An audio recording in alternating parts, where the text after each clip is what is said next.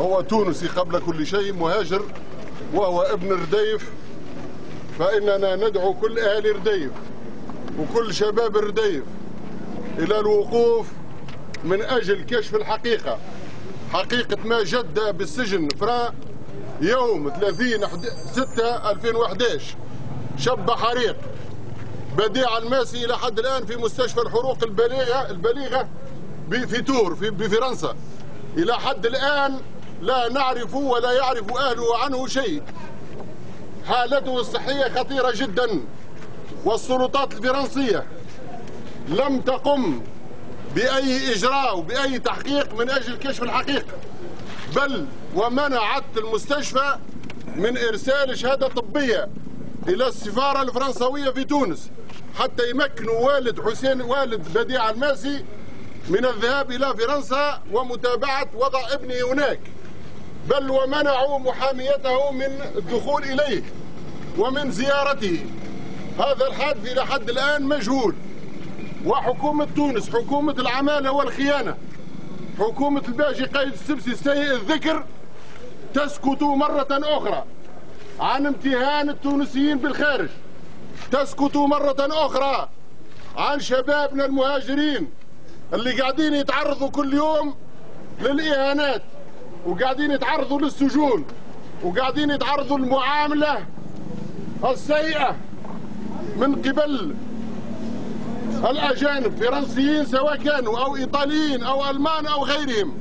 والحكومة التونسية شعب رديف ديما حرار، يا حكومة حرار، شعب رديف ديما حرار، يا حكومة حرار، شعب رديف ديما حرار، يا حكومة حرار، شعب رديف ديما حرار، يا حكومة حرار، شعب تونس ديما حرار. حكومة الباشي قايد السبسي تسكت مرة أخرى عن المعاملة العنصرية اللي يتعاملوا بها أبنائنا والمهاجرين. حكومة الباشي قايد السبسي تسكت مرة أخرى عن الخطر المحدق بأبنائنا وبشبابنا اللي كل يوم يهزوا في قوارب الموت، وراكم تسمعوا في الأخبار وتتفرجوا في التلفزيون شنو اللي قاعد صاير بيهم في البحر، والكثير منهم ماتوا غرقا. حكومة باجي قايد السبسي ومن قبله حكومة الخاين والعميل والفاشي زين العابدين بن علي، ومن قبله سيء الذكر المقبور بورقيبة، كلهم أهانوا هذا الشعب التونسي، وكلهم تسببوا في فواجع وفي كوارث للعائلات التونسية، لأنهم عجزوا على أن يوفروا لقمة العيش لأبنائنا ولشبابنا، وحتى يحيوا حياة كريمة، حياة حرة في بلادهم، فاضطروهم إلى الهجرة، إلى المبيت في الشوارع، إلى العذابات الهجرة هناك وهم يتعرضون. وهذه الحكومة لا تستطيع أن تحمي أي تونسي في الخارج أو أن تطالب بحقه مثل حالة بديع الماسي. نحن نطالب الحكومة التونسية ونطالب الخارجية التونسية أن تتدخل لدى السلطة الفرنسية من أجل توضيح هذه الوضعية، هذا الحادث، ومن أجل ضمان حق بديع الماسي، هذا الشاب ابن تونس وابن رديف.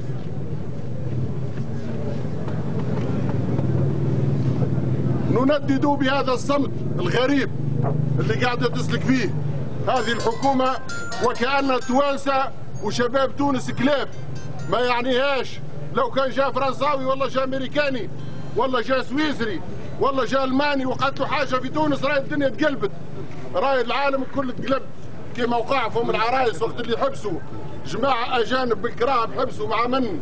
حبسوا من الناس الآخرين، ردوها قضية اختطاف وردوها قضية إرهابية واحتجاز أجانب وتحويل وجهة، والدنيا قامت ولم تقعد.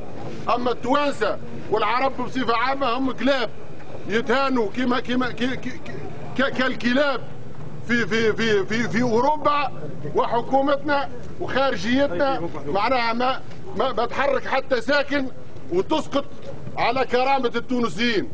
إذا كان الحكومة هذه تسقط على كرامتنا في الخارج وما توفر لناش الكرامة في الداخل، فهذه الحكومة ايش نعملوا بها؟ فلتسقط حكومة الباشي قايد السبسي، فليسقطوا الخونة فليسقط المرتدون على الثورة. يسقط حزب الدستور، يسقط جلاد الشعب، يسقط حزب الدستور، يسقط جلاد الشعب، يسقط حزب الدستور، يسقط جلاد الشعب، يسقط حزب الدستور، يسقط جلاد الشعب، يسقط حزب الدستور، يسقط جلاد الشعب، يسقط حزب الدستور، يسقط جلاد الشعب، يسقط حزب الدستور، يسقط جلاد الشعب، يسقط حزب الدستور، يسقط جلاد الشعب، يسقط حزب الدستور، يسقط جلاد الشعب، يسقط حزب الدستور، يسقط جلاد الشعب، يسقط حزب الدستور، يسقط جلاد الشعب الدستورية، لا رجوع لا حرية للعصابة الدستورية، لا رجوع لا حرية للعصابة الدستورية، لا رجوع لا حرية للعصابة الدستورية، لا رجوع لا حرية للعصابة الدستورية، لا رجوع لا حرية للعصابة الدستورية، لا رجوع لا حرية للعصابة الدستورية، لا رجوع لا حرية للعصابة الدستورية، لا رجوع لا حرية للعصابة الدستورية، لا رجوع لا حرية للعصابة الدستورية، لا رجوع لا حرية للعصابة الدستورية، لا رجوع لا حرية. نهيبوا بكل المنظمات الحقوقية والإنسانية، سواء كان في تونس كما الرابطة التونسية للدفاع عن حقوق الإنسان وكل الأحزاب والمنظمات، وكذلك في فرنسا كل المنظمات الحقوقية في فرنسا أن تقف إلى جانب بديع الماسي وأن تسعى لكشف الحقيقة وضمان حق هذا الشاب حتى لا يضيع هدرا كما ضاعت حقوق أخرى لمهاجرين توانسة في الخارج. ونهيب بكم يا شباب الرديف وأهالي رديف أنكم تتابعوا القضية، ولابد أن تحركاتنا الجاية من أجل هذا الموضوع تكون بأكثر حضور من أهالي رديف حتى يتم الضغط على الحكومة العميلة حكومة الباشي خالد السبسي من أجل التدخل وضمان حق بديع الماسي. وشكرا. نعم.